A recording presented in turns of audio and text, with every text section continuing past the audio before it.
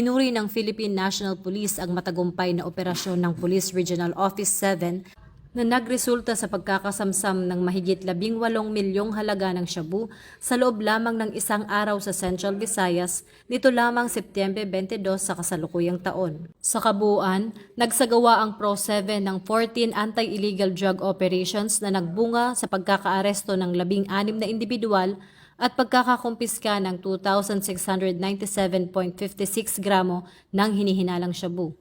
Kabilang sa mga nasabing operasyon ang pagkakadakip sa isang big-time drug personality sa Mandaue City at isang buy-bust operation sa Tagbilaran City na nagresulta sa halos 1 kilong shabu na nasamsam.